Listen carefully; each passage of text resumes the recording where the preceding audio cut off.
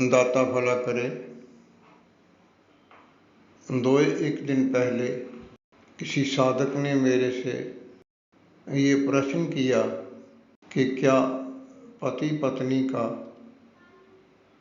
अलग अलग दीक्षित होना उचित है। तो मैंने उनसे कहा कि इसमें कोई परेशानी वाली बात नहीं है। इस बात को हम लोग इस तरह समझते हैं कि ये जो आध्यात्मिक का रास्ता है, ये जो रूहानियत की यात्रा है, ये कोई एक जन्म की बात नहीं होती है। ये कई जन्मों का जो सिलसिला है वो होता है। किसी ने किस जन्म में कितनी की है, उसके साथ फिर आगे अगले जन्म में वो चली, तो वो अलग अलग रास्ता होता है। और किसी कर्म का ऐसा फल मिलता है कि वो शादी के बंधन में जब बंधते हैं तो दोनों की रुचि जो है, चाहे शुरू में हो चाहे शादी के कुछ वर्ष बाद हो, वो आध्यात्मिक हो जाती है।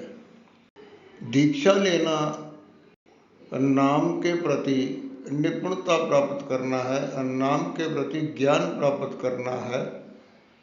और परमात्मा के प्रति जो ज्ञान है वो गुरु से मिलता है, समर्थ संत से मिलता है, पूर्ण सतगुरु से मिलता है।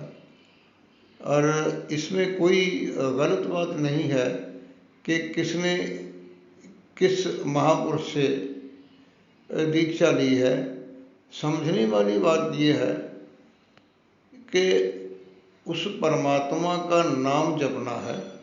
परमात्मा एक है, उसके अलग अलग नाम हो सकते हैं, अलग अलग संप्रदायों में अलग अलग सिमरन ध्यान की विधि हो सकती है, परंपरा हो सकती है, लेकिन मंजिल एक ही है। इसमें कोई गलती नहीं है।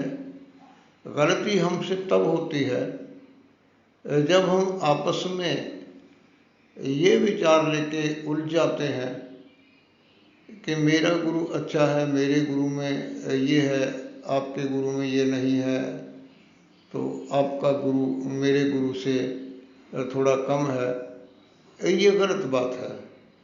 संत होते हैं, महापुरुष होते हैं।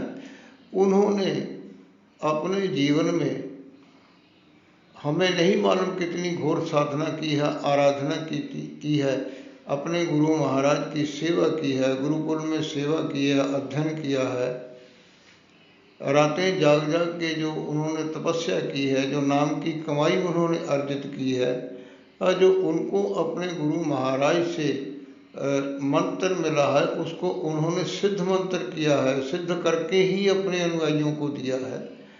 यानी जोड़ना हर संत ने परमात्मा के साथ होता है। आप इसको लेके उलझिए मत। आप इसको ऐसे सोचिए है कि आपके परिवार के ऊपर परमात्मा की कृपा है, जो आपके परिवार के 2 सदस्य हैं या 4 सदस्य हैं, सभी परमेश्वर का नाम जपते हैं। एक ही जगह पे बैठ के अगर 4 जने भी हैं और वो चारों अलग अलग नाम या शब्द या मंत्र का जाप करते हैं, तो इससे किसी में कोई बाधा नहीं आती है। उल्टा इससे जो आध्यात्मिक ऊर्जा पैदा होती है, अब वो दूसरे को सहायता देती है, जिसको हम पॉजिटिव रेडिएशन कहते हैं, आध्यात्मिक किरणें कहते हैं। और वो जो किरणें हैं वो शांतमय किरणें होती हैं। जो पहले बैठा है, उसने साधना अपनी की है, तपस्या की है और वो उठ के चला गया है, तो उसकी जो साधना की किरणें हैं वो वहाँ है।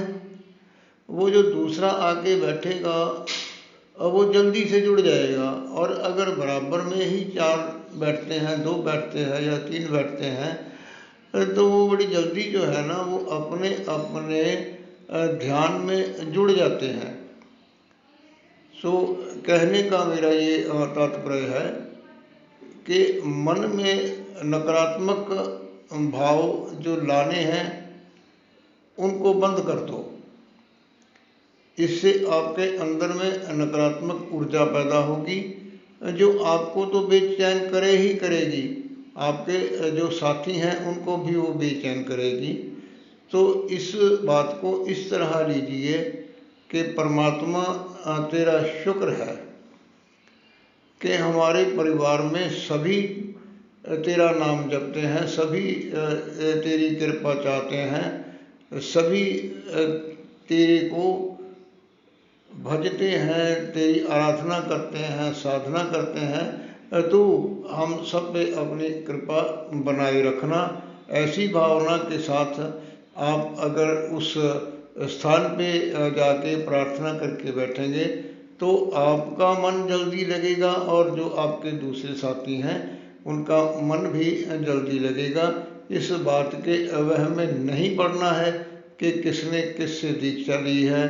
गुरु एक है और वो परमात्मा है, और उस गुरु रूपी परमात्मा रूपी जो वृक्ष है, जो पेड़ है, उसके अलग अलग टहनियाँ हैं, शाखाएं हैं, पत्ते हैं, फल हैं, फूल हैं, लेकिन उनका जो मूल है वो एक ही है, वो है परम पिता परम ईश्वर परमात्मा। धन्यवाद। दाता भला करे।